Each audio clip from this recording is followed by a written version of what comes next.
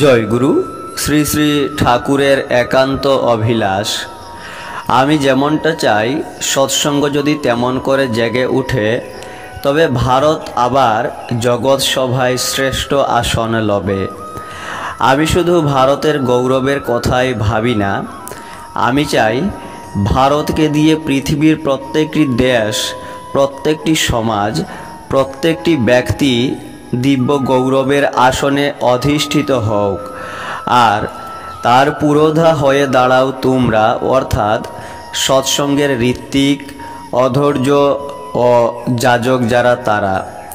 সঙ্গে সঙ্গে সৎসঙ্গীরা তার জন্য যোগান দিয়ে চলুক এনতার।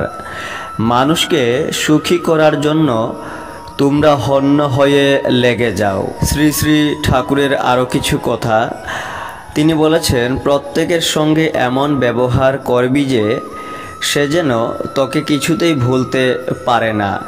যত পারো মানুষকে দেবে, এবং সেটা শুধু অর্থ নয়, স্নেহ, প্রীতি, সদ্ব্যবহার, সৌজন্য, প্রশংসা, অভয়, আশা, ভরসা, আশ্রয়।